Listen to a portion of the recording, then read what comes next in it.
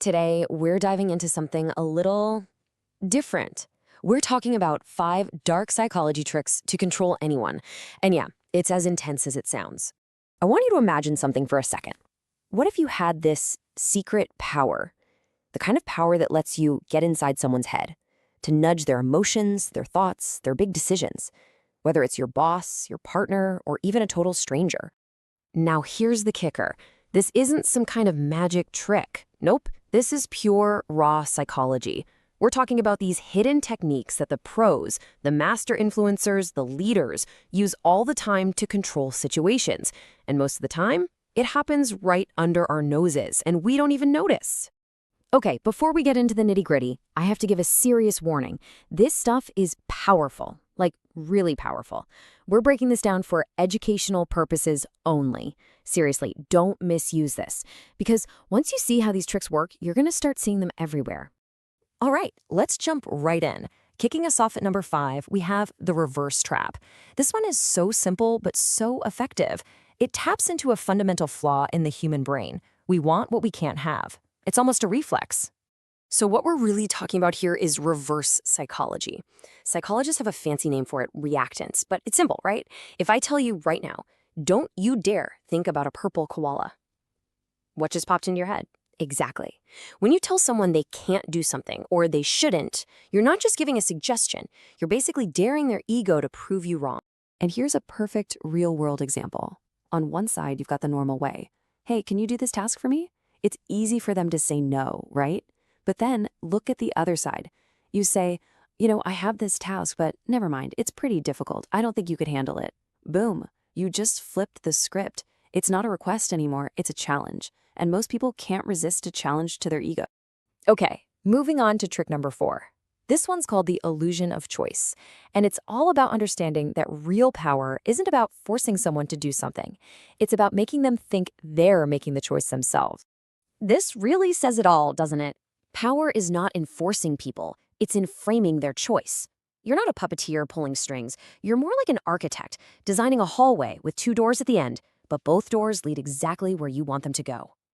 And here's the secret sauce behind why this works so well. People don't actually like having infinite choices. It's overwhelming. What they crave is the feeling of being in control. So you give them that. You offer a few options, say 2 or 3 that you've already approved. They get to pick, they feel powerful, and no matter what they choose, you win. Think about making plans with a friend. If you ask, want to go out? They can just say, nah, end of story. But what if you ask, hey, should we go to Pizza Hut or Domino's tonight? See what just happened? The question isn't if you're going out anymore. The question is where. You've already locked in the yes without them even realizing it. And they feel like they're the one making the call. All right, coming in at number 3, we're getting into some heavy emotional territory. This is the guilt trap. And let me tell you, guilt is one of the most powerful motivators on the planet. If you can leverage it, you can get people to do almost anything without ever having to ask. The way this works is pretty clever. You're basically holding up what I'd call an emotional mirror. You don't point fingers or accuse them of anything. Instead, you say something that forces them to look at their own behavior and see the impact it's having. That creates this internal pressure, this guilt, and they feel this urgent need to fix it themselves. Just listen to this phrase. It's devastatingly effective. Imagine you have a friend who's always flaking on you. Instead of yelling at them, you just say, calmly, I understand. If I were important, you'd probably make time. Oof, that's a gut punch. You haven't demanded a thing, but you've made them feel the full weight of their actions. You can bet they'll be the one calling you to apologize and make it right. Okay, we're at number 2, and this one is huge. It's called the emotional hijack, and it's based on a truth that most people don't like to admit. We are not creatures of logic. We are creatures of emotion who just use logic to feel better about the decisions our feelings have already made. Yeah, we all love to believe we're super rational, weighing the pros and cons, but that's not how our brains are wired. The reality is our emotions are in the driver's seat, steering the car.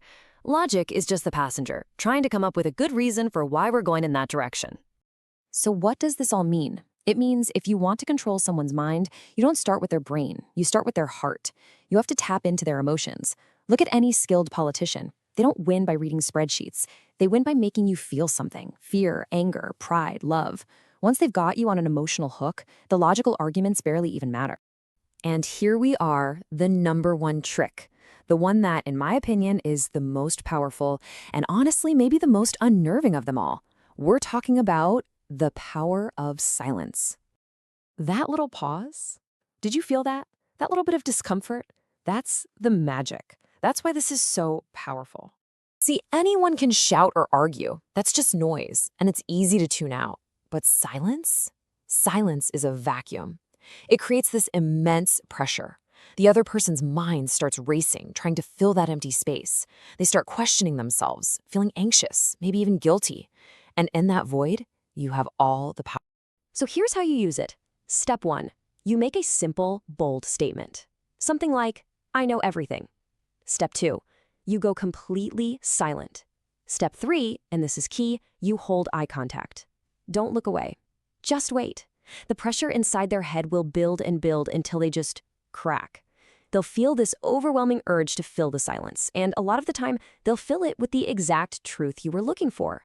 So there they are, 5 tricks that can deeply influence the human mind. From making people want what they can't have, to using their own guilt against them, to the incredible power of just staying quiet. All of these bypass our logical brains and go straight for the gut, our egos, our fears, our emotions.